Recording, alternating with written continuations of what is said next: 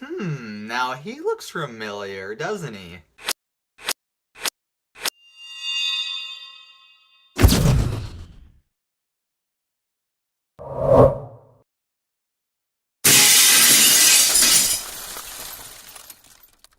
Alright, so last time we left off, Red and Misty were heading towards Mount Moon so they could find a moonstone to help calm down Misty's Gyarados, which apparently Red still... He's caught, but it's hers, I don't know. But either way, they're looking for a moonstone to help calm down Gyarados. Of course, Team Rocket's already there looking for the stone themselves because they've got their own stuff going on for their own research and their own development and whatnot. And so they beat them there. Misty and Red try to sneak into Mount Moon to find a stone themselves without being caught. Doesn't go down very well, so they end up getting into a huge fight, and that's basically the crux of this chapter. Of course, Red doesn't want to back down, so because that's just his character. He's going full force. He goes right in and attacks, and once again, he uses Pikachu because why not? It worked well. It worked well in the chapter with Onix, so why not? He's using Pikachu against a Rhyhorn, of course. Misty ends up getting knocked out in the process of the battle, which, again, there's a huge when battles happen, it doesn't always have to be serious per se, but the Kangaskhan battle a few chapters ago, or even just during the gym battles. It doesn't have to be serious per se, but there's an intensity to these battles that you don't really see often, I guess. Or at the very least, it's not. The Pokemon trainers are more involved in these battles, I think, than in other forms of media, which is actually kind of cool. So Red's on his own at that point after Misty getting knocked out. He knows he's got to beat Team Rocket no matter what, because Misty's in trouble now, and they're going to be in a whole lot of trouble if they get taken down.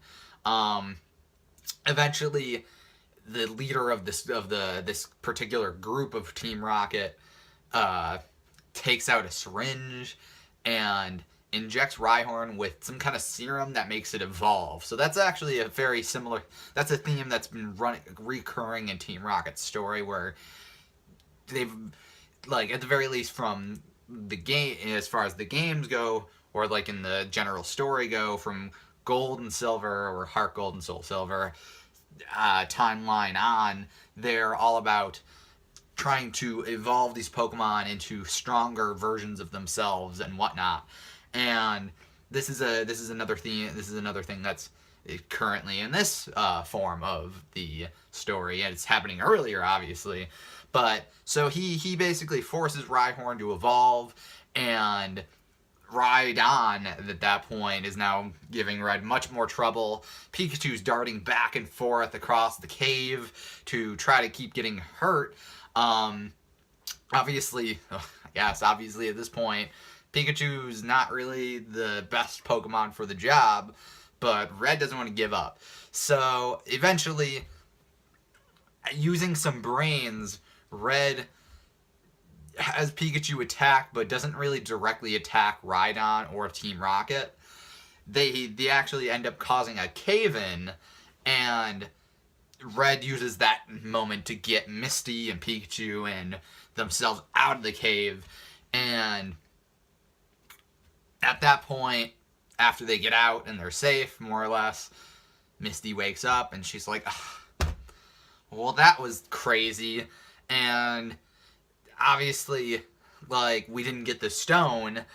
Of course, Red pulls through. He found a moonstone, and on top of that, he takes another opportunity to gloat about how awesome he is. Keeps talking about how if she hadn't been knocked out, she would have seen him in all of his glory and whatnot. And I really, really hope, I don't mind a little cockiness, but I really, really, really hope that there's something that, really knocks down Red, a peg or two. Because I think right now he's, overly confident for almost no reason. He's had a few good battles, and he's really smart, but he's still relatively new. So why does he have this confidence that like he is so good? I think he needs something to make him better, and being defeated in some capacity really could do that for him. And like a really bad defeat, I think, would probably knock him down so that he's a bit more calm before and afterwards, like he is during battle, and he knows he's still got some room to grow. That's what I want to see. So yeah, so they get the Moonstone after all, and that's basically the end of the chapter. The most interesting part of this chapter, though, is not the overall story of the chapter, but the fact that the leader of this particular Team Rocket group that was investigating Mount Moon and caused the Rhyhorn to evolve into a Rhydon, the leader is, I think, Koga. Koga, the gym leader. He looks exactly like him, so if it's not him, then I'm going to be really, really surprised. And I think he almost dresses similar in like a ninja outfit too, only with a giant R on his shirt. So that's super interesting because we've never seen gym leaders be portrayed as bad guys per se. I mean, like, the closest I think we've ever gotten to that in other forms of Pokemon are, I think, like, I guess in Black and White and Black and White 2, Bryson plays a bad guy in the PokeStar Studios, but that's not really that's him acting.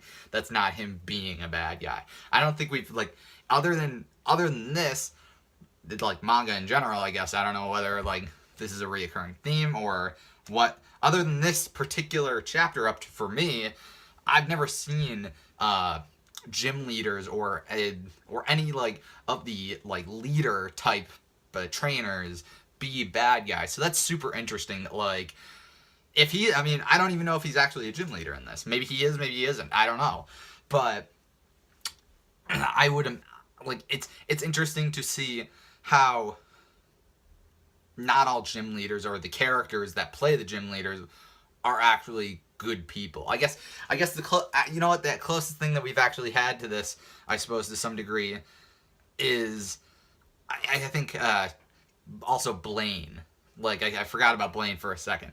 Blaine, like, I don't know what he's like in this, but, like, Blaine at one point, I think, lore-wise, worked for Team Rocket to help create Mewtwo to some degree with Mr. Fuji, and there was a whole thing going on with that. I don't know, maybe I'm just, like, mixing and matching, like, things that I've read over the years, but I think that's also the next closest, like, thing to having a bad guy. But even then, Blaine's not necessarily a bad guy, at least as far as I know. Maybe he is in this. I don't know.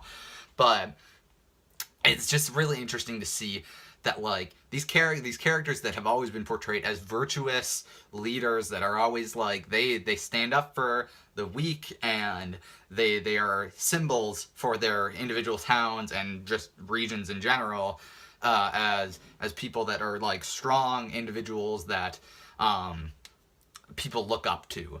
It's interesting to see those people being portrayed in some capacity as bad guys, like straight up bad guys. Team Rocket is a group of bad people. There's no middle ground where it's just like, well, they have a point, but they're doing it the wrong way, or Team Rocket is evil. They are out for themselves entirely, and it's super, super cool to see characters like that.